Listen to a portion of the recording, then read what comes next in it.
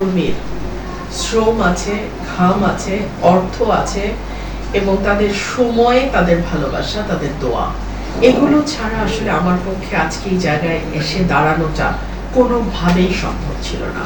Brahmanbaria 2-এর MP কিন্তু ব্রাহ্মণবাড়িয়া 2-এর 5 লক্ষ voter, আমি না। আমি আমার নেতাকর্মীদেরকে বলবো, আপনারা জয়ের আনন্দটা সবার সাথে ভাগ করে নেন। আমি জানি আপনাদের উপরে অনেক রকম হুমকি এসছে, এখনো আপনাদেরকে হুমকি দেয়া হচ্ছে, বলা হচ্ছে বিএনপি ক্ষমতায় যাচ্ছে, আপনাদেরকে দেখে নেওয়া হবে। আমি জানি এই সব কিছু, তারপরে আমি বলবো আপনারা শান্ত থাকবেন। যারা হুমকি দিচ্ছে তারা হুমকি দেয়, কিন্তু তারা কখনো জয়ী হয় না। আমার অবস্থান হবে একজন স্বতন্ত্র সংসদ সদস্যের যে অবস্থান থাকে সেটাই, এবং আমি কখনোই কোনো অন্যায়কে অন্যায় দেখে চুপ থাকি নাই। সেটা আমার ভূতপূর্ব দলের সদস্য যখন আমি ছিলাম তখনও আমি তাদের চাঁদাবাজি, মানুষের উপরে জুলুম, এগুলোর বিরুদ্ধে কথা বলেছি। সরকারে কে আসলো আর কে আসলো না এটা আমার বিষয় না। আমি সরাইল আশুগঞ্জকে রিপ্রেজেন্ট করছি, ব্রাহ্মণবাড়িয়া 2-এর প্রতিনিধিত্ব করছি।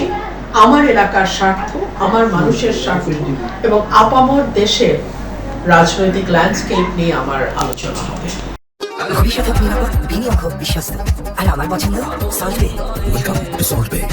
আমার বাবা বেড়েছিলেন 73 সালে, আমার বাবাও নির্বাচিত হয়েছিলেন, কিন্তু তাকে বেসরকারিভাবে ফলাফল ঘোষণা হওয়ার পর পরের দিন তার ফলাফল পরিবর্তন করা হয় এবং তখন রাষ্ট্রের সর্বোচ্চ কর্ণধার তাকে ফোন করে বলেছিলেন, কি ওলি আহাদ, জিততে পারলা না আমাকে ছাড়া। সো বাংলাদেশের নির্বাচনের ইতিহাসের কলঙ্ক তো 73 থেকে শুরু হয়েছে, আর 2026-এ এসে একই জিনিস আমার সঙ্গেও হতে পারত।